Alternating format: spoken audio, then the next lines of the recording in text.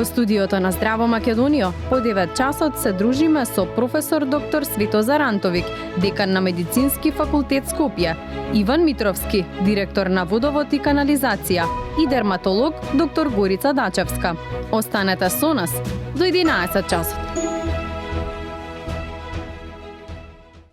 Така, верувам дека сте заедно со нас од 6:45, така ќе биде и во овој дел од денот, кога на ова трпеза обиденуваме интересни профили на гости кои имаат навистина што да раскажат и како да го задржат вашето внимание. Ова утро домаќинки ќе бидеме јас и мојата драга колешка Вера. Верчи официјално пред камерите. Добро утро. Добро утро, Алекс, како што те викаме ние. Ти благодарам многу, верувам дека ете со гледачите се дружите уште рано наутро, дека го испите утринскиот напиток заедно со нас, така ќе биде и во овој дел, како што можете да видите во најавата. Навистина имаме интересни гости со кои што ќе позборуваме за сето она кое што тие професионално го работат, така ни откриат нешто од приватниот живот, така ќе биде интересно и верувам дека ќе го задржиме вашето внимание се до 11 часот, но како што е редот, Александра, да ги поздравиме уште еднаш. Така, ги видовте во најавата, но да си ги поздравиме нашите гости кои заедно со нас се во студиото. Веднаш до мене господинот Иван Митровски. Добро утро и добре ни дојдовте за прв пат во студиото на Здраво Македонија. Добро утро, благодарам на поканата и поздрав до гледачите на Канал 5 телевизија. На средина од ова машко друштво ни е доктор Горица Дачевска. Добро утро и добре ни дојдовте. Добро утро, благодарам на поканата, поздрав до вас и поздрав до сите гледачи. И на крајот ни е професор доктор Светозар Антовик. Добро утро и добре ни дојдовте. Добро утро, Алекс. И поздрав за гледачите на Канал 5 телевизија. Да започнеме со Иван. Сите очекуваат да ви поставам некое формално прашање на почеток, но јас ќе ве прашам: имате положено, бидејќи сега со сите возиме, сите сме во Грч, вие имате дозвола за сите категории, освен за автобус. Дали планирате и таа категорија да освоите? Точно така, ги имам сите категории. Од мал сум сакал да возам секој вид на превозно средство. Не сум положил за автобус, зашто законот тогаш налагаше дека треба да имаш 2 години искуство или да работиш во некоја компанија што возат камиони, тоа не го исполнив и затоа не можев да полагам за автобус. Па добро, имате време. Има време. Дали може би никад не е касно. Да, никаш не е. Дали може би бидејќи потекнувате, живеевте во Пржина како млад човек, падините на Пржина беа причината да ги освоите сите категории? Па може да се каже дека тоа била причината, али како што кажав, како мал секогаш сум сакал да испробам се што можам во животот мојот живот да испробам. А за мотор има положено? Имам и за мотор. И за камион со приколка, само за автобус немам положено. Вие, доктор, имате положено за мотор? Јас за мотор, тоа ми е пасија веќе 20 години. Начин на кој што вака се ја полнам енергијата надвор од работните обврски. Докторе, за вас е многу интересен фактот дека сте еден од првите кои што ја направи трансплантацијата на црн дроб и би сакале малку повеќе да зборуваме за истото. Дали може би сте во комуникација со пациентот на кој што направивте трансплантацијата, каков е неговиот живот денеска и колку трансплантации се направени од тогаш до денес? Па до сега направивме 6 трансплантации. Предпоставам дека повод за денешното гостување е токму последната која што ја направивме минатата недела. Така. Кај така прилично тежок пациент, оваа трансплантација карактеризира тоа што е за прв пат направена кај пациент кој што има малигна болест, ама на база на цироза. И сега да не ги збунам сите гледачи, многу често добиваме прашања дали може да се трансплантираат пациенти со метастази. Однапред да кажам не, за жал тоа се една голема група на пациенти. Она што е малигна индикација за трансплантација, односно индикација за трансплантација кај малигна болест е кога карциномот потекнува директно од клетките на црниот дроб, заради тоа што е заболен со цироз. И тие пациенти во принцип за трансплантација се многу незгодни, бидејќи кога ќе го добијат карциномот, во овој случај се работеше за карцином од жолчните патишта или холангиокарцином, наеднаш настанува дестабилизација на нивната состојба, на цирозата, која што и онака веќе е сериозна состојба и се навистина голем предизвик и за трансплантација, меѓутоа се предизвик и за постоперативно нивно опоравување. За среќа овој пациент е веќе 8 постоперативен ден, добар, раздвижен оделот, Одлично. на веќе општа исхрана, така да очекуваме дека ќе помене без никаков проблем. И ние очекуваме навистина дека ќе минем без проблем и дека нема да биде еден во низата, туку ќе бидат многу во низата. Живот чиј ќе го спасите и ќе направите поквалитетно да се живее во Да, ги споменавте колку е навистина комплицирано и тешко. Навистина, спомнате зошто е толку на некој начин малку борени се овие операции, а сепак потребата на пациентите е голема. Од комплицираноста, од останатите болести кои што ги имаат самите пациенти, веројатно. Ајде да почнеме од првото, зошто се малку. И верувајте ми, ако заради нешто сум среќен, не само ја, целиот тим кој што ги работи овие интервенции, голем поздрав, тој е навистина голем тим од многу посветени здравствени работници. Среќен сум заради тоа што оваа трансплантација, или подобро кажано, ова донирање на органи, доаѓа после 7 одбивања на фамилии да донираат органи во последните неколку месеци. И тоа го внесе вака трансплантациониот тим во едно сериозно размислување зошто е тоа така. Ние не сме се соочувале со тоа предходните 2 години.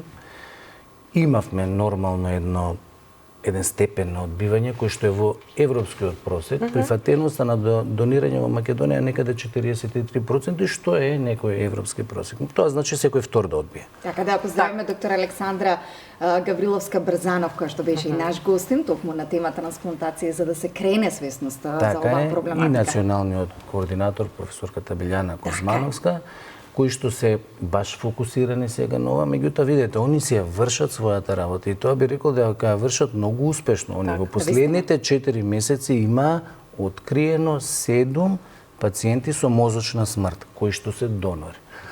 И тие пациенти да ги одработите, да ја констатирате таа мозочна смрт е напорна работа. Па би рекол и скапа работа. Здравствениот систем троши ресурси тоа да го докаже.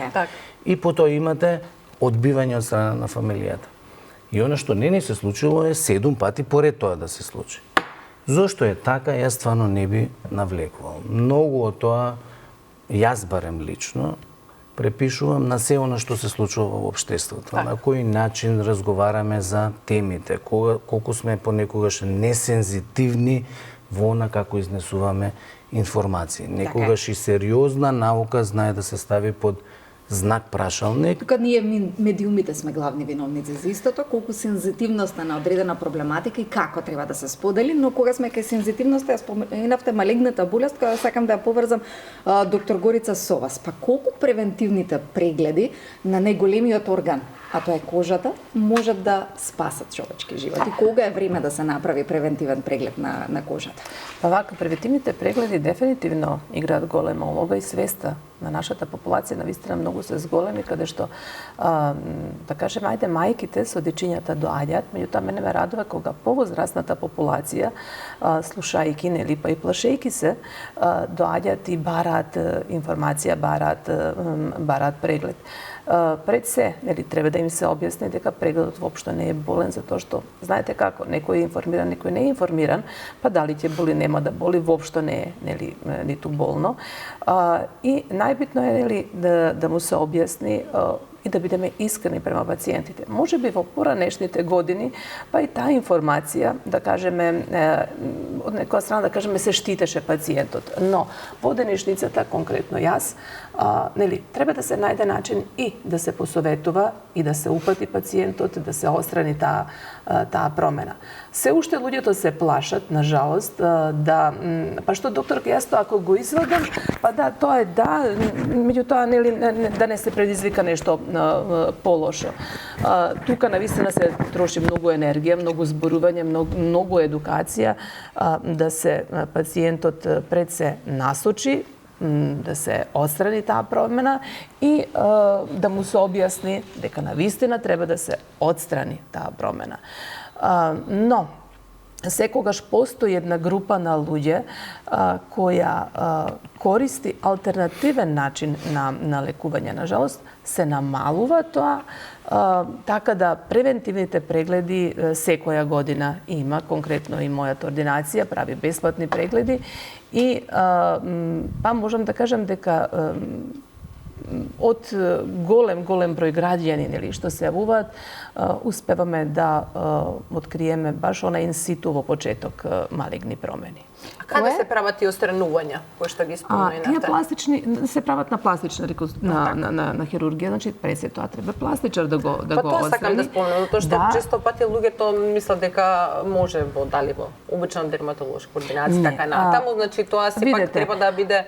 Тука нема биопсија. Значи ако ние сметаме дека е тоа малигном, односно меланом, тогаш задолжително нели тоа треба пластичен хирург да го отстрани затоа што има посебни техники на отстранување. И протокол верувам по што се работи. Точно така, посебен протокол и тоа треба да го прави нели кој е стручен. Така. Тоа е поентата. Тоа е поентата, точно така. Кога споменавте алтернативни методи, тука би го прашала деканат, бидејќи Министерството за здравство го менува законот за алтернативна медицина и во него додава методи за лекување и рехабилитација како халотерапијата, аюрведски третман и рехабилитација и комплементарна психотерапија и терапија со звук и боја и светлина. Кој е вашето став и мислење како доктор пред се и како декан на медицинскиот факултет? Знаете, како медицината постои многу долго време, и не треба секогаш да се водиме по тоа дека се што е наука мора да докажеме низ студии и само тоа да влегува во оние што се вика протоколи за лекување. Јас немам никаков проблем кога пациентите пробуваат се она што сметаат дека може да им помогне, заради тоа што тоа ги прави проактивни во борба со болеста. Меѓутоа да не одстапат од она што се препораки на медицинските здравствени работници. Знаете, како многу често ќе чуеме пациенти болни од канцер кои што се ќе дојдат и ќе кажат слушнавме за овој производ, за оној производ и така натаму. Јас секогаш кажувам, знаат ли дека да ви се обратат за совет за некој алтернативен лек кој што го знаат и скоро секогаш тоа. Малтане тоа не е исклучок, тоа е правило. Јас она што секогаш им го кажувам е дека статистиката во основа е многу немилосрдна наука и ако кажете дека преживувањето од една болест е 10%, тоа значи дека 9 пациенти ќе изгубите, меѓутоа еден ќе остане жив. И вие слушате токму таа приказна на тој еден пациент кој што продолжува да живее. Меѓутоа надежта никогаш не треба да... Не треба да умре. Видете, 10% е 10%. Никој не знае во која група сме. И сега кога разборите со тој еден пациент, ако го распрашате, ќе видите дека бил и опериран, примал и хемотерапија, ама она што ќе ви каже дека примал и некаков друг лек, за кој што одеднашка се сите чудотворно се фаќаат дека уствари тоа е причината зашто е он во таа група од 10%. Ме радува дека како стручно лице и особено како еминентен во вашата област ова го споделувате како став и мислење, но се конзумираме со вода. Па еве Иван, вас ќе ве прашам каква вода пиеме во Скопје? Дали имаме квалитетна вода? Можам со сигурност да кажам и да потврдам дека скопјани во моментот пијат многу квалитетна вода. Како што знаете сите, градот Скопје се снабдува од изворот Рашче. И по потреба кога има премногу потрошувачка се палат бунарите од Нерез и Лепениц, кои што се дистрибуираат до сите наши домови на територија на градот Скопје. На медиумите секогаш ни стигнуваат информации за квалитетот на водата. Ние честопати сме били гости во лабораторијата која секоја чест на тимот кој работи во истата. Па еве споделете ни како директор на оваа институција како се испитува водата за да дадеме на скопјани полната доверба да уживаат во водата која имаме е благодатна. Точно така, јавното претпријатие водата и канализација има акредитирана лабораторија, можам да кажам дека е една од најдобрите во регионот или подобрите. Исто така како што ги пофалите вработените, ја да ги пофалам. Они секојдневно испитуваат водата. Луѓето кои што работат таму излагаат на терен, земаат од 36 до 40 примероци на дневна основа од разни локации низ градот Скопје. Ја испитуваат водата и преку социјални медиуми на дневно ниво известуваат каква вода пијат граѓаните во Скопје. И на неделно ниво даваат неделен извештај до релевантни институции кои што мора по исто стандарди да се испитува. Можам да кажам дека водата во Скопје е многу богата со минерали. Тука можам да набрам дека можат Скопјани да бидат спокојни дека Пиеме чиста и квалитетна квалитетна вода. Можеби и една од втора вода во регионов. Така, но Убаво е да сепак се- имаме многу бигор во водата, на што се должи тоа. Бигор имаме... Ние домакинките кога чистиме баш не сме задоволни од тоа. Особено вака пред Великденски кога сакаме да го тргнеме бигорот од се она што ни пречи. Точно така, скопската вода има многу бигор, бидејќи е многу богата со минерали. Од тие причини. Па добро, да разјасниме Да, што дека е е тоа. богата со многу минерали и затоа е толку квалитетна. Затоа е толку убава, да кажам. Ја не пијам друга вода, освен вода од чешма, да кажам, од изворот Добро, Рашче. тоа убава препорака, бидејќи си директор и директно знаете. И во рестораните кога си наречувам на чешма се. Тоа за во рестораните е друг коментар на друга адреса ќе го упатиме, но ајде веќе кога сме кај оценките, кај проценките, да ве запрашаме вам како декан на медицинскиот факултет, за жал рейтингот на факултетот ни опаѓа. Како прв човек на овој универзитет ќе го подобриме истото и ќе го вратиме на рангот на кој што некогаш паметиме каде што беше медицинскиот факултет. Сега не сум прв човек на универзитетот, Добро, тоа е ректорот. Како декан зборувам. Ами таа констатација, знаете како, премногу често, еве и тоа го слушам во јавноста. Јас СУКИМ, ако го гледате, како целина, па и факултетот, го гледам првенствено како место каде што ги едуцираме нашите млади луѓе. И верувајте, ниеден рейтинг не го мери знаењето кое што ние им го пренесуваме на студентите. За многу работи е така. Инаку, кога ќе ги погледнете дипломираните наши студенти, кои што се првенци, каде се наоѓаат, какви одговорни функции имаат, не само во државата, туку и надвор, сваќате дека тоа не може да го произведе било каков универзитет. Едноставно, некои работи не се случуваат случајно. Не може случајно он да стане или она на раководен орган на толку сериозна компанија. И мене ми е криво што знаењето стварно кое што се пренесува од професори на студенти не е во ниту еден рейтинг. Инаку, за да креирате наука и да креирате особено научни трудови кои што се можда водечкиот столб во рангирањето на универзитетите, тоа навистина денеска бара многу ресурси, бара многу финансиски средства. За да се борите вие со многу развиени универзитети, тоа се навистина големи пари. Ние пред недела дена имавме на факултетот посета од еден од 5 најдобри водечки медицински универзитети, Универзитетот од Мичиген, дојдоа 5 еминентни професори со кои што воспоставуваме соработка. Тој меморандум го потпишавме многу одамна, ама еве станува оперативна годинава. Баш со таа тенденција ќе испратиме млади наши научници на студиски престои таму од 3 до 6 месеци, зависи како. Ќе ги вратиме ли потоа? Ќе ги вратиме. Америка не е за сега место каде што би сакале нашите научници да одат. Се уште Европа е, да речеме, Поинтересна таргетот, за- да.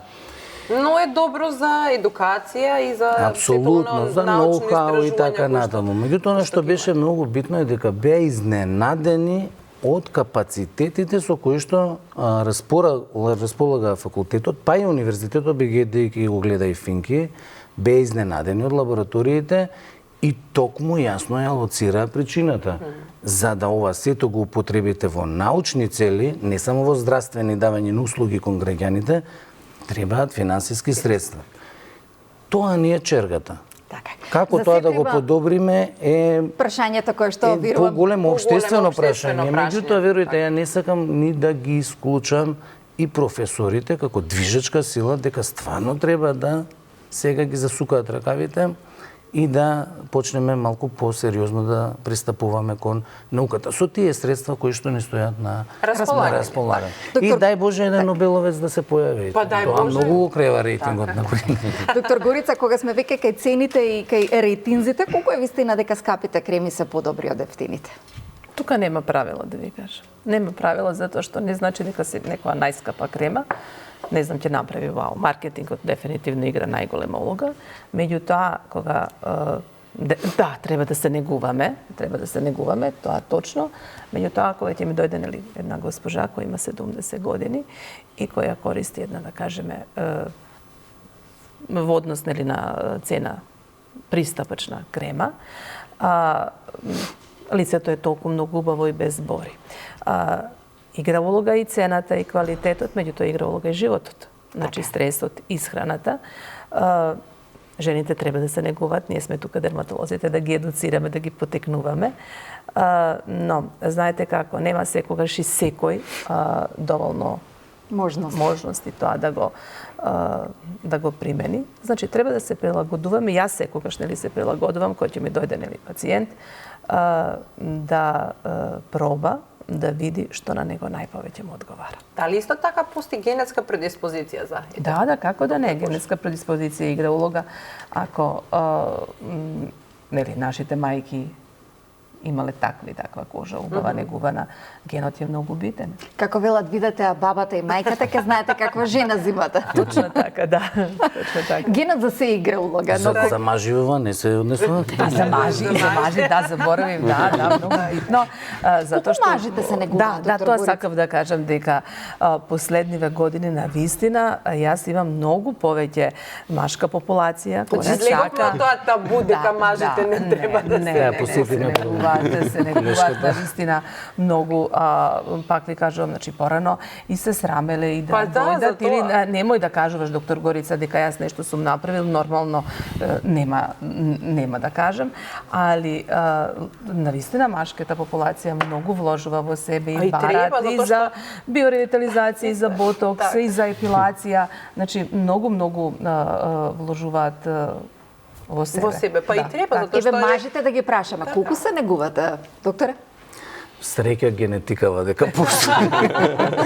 Е на ваша страна? На вистина, ако на нешто не значи, ние вака наичи имаме добре генетика. Се пали онаа хигиена и толку некој заборавам крема да ставам, но ќе ја слушнам еве колешката, баш сакам да видам кој крем да ја користам. Барат, но има да кажеме група на мажи која ќе им се јави проблем и сега јас морам да ги едуцирам, ама докторка сведи тоа, немам време, јас од Сабајле. Добро, викам, ајде барем навечер тоа да го направиме и некако тргнуваме барем пред спиење и пополека таа навика, да. Но, знаете како, друго е вие да учите, еве господин кој има 40 и кусур години, друго е кога ќе почне, нели, да кажеме млад, од 20 години кога ќе дојде, некако полесно оди, али треба да се работи. Да, меѓутоа и овие новите генерации, еве кога станува збор за тинеџерите со акни, сето она кои што ги имаат, некако одредена група се уште некако се срамат и постои се уште тоа, леле, сега кога одам на дерматолог, тоа само е за женски, леле, па што ќе ми кажат се другарите како жена сум некоја што одам, меѓутоа тоа не треба да биде така.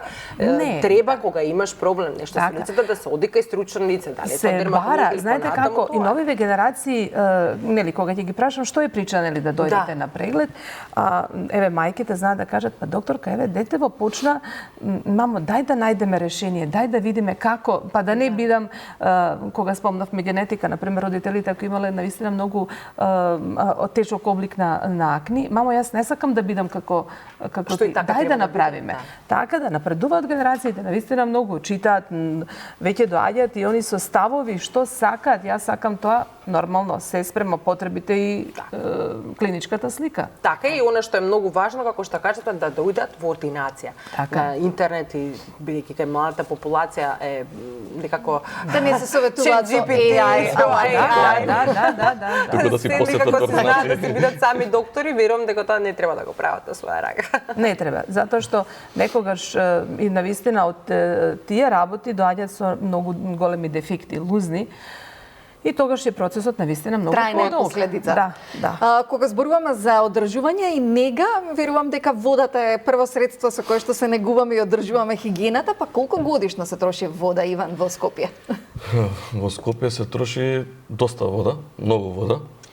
Пошто сите цела Македонија. Веќе во Скопје, да, можам да кажам дека јавното претпријатие водовод и канализација го снабдува над 650.000 жители во градот Скопје и таа бројка, нели знаете сега кога доаѓаат и од други градови сигурно се зголемува текот на денот. Се троши многу вода, особено во летните периоди. Така. Значи за завршна сметка потрошена вода за 2025 година, домаќинствата имаат потрошено нешто над 29 милиони метри кубни, стопанствата има потрошено над 13 милиони кубни. Значи околу 42-3 милиона кубни на годишно ниво се троши, кој што ја наплаќаме. Сега тука имаме и вода која што не е фактурирана, која што не е наплатена. Станува збор кога имаме дефекти, нели имаме стара водоводна мрежа, имаме дефекти, таму истекува водата, но сепак, пак ќе кажам, морам да ги пофалам оперативците, луѓето кои што се на терен. На терен, така. Тие луѓе се секој ден изложени на минусни на температури, на високи температури, кои што искачаат и го санираат дефектот, се додека него санираат дефектот, они не си одат дома. Ако треба, ќе останат и до 2 часот на полнок и до 5 часот на полнок, за граѓаните да имаат вода до својот дом. Ние ја одржуваме водата, тоест водоводната мрежа. И еве тука апелирам до сите граѓани, особено во летните периоди, така, рационално да се троши водата. Водата е многу битен ресурс кој што ни ти е потребен. Така. Водата ни е богатство, особено во Скопје. И треба да ја цениме водата. Така. Ги споменавте сметките на платата, што е за оние граѓани кои имаат наталожено сметки, долгови? Има ли одредена поволност и за оние кои не ги промениле досега водомерите?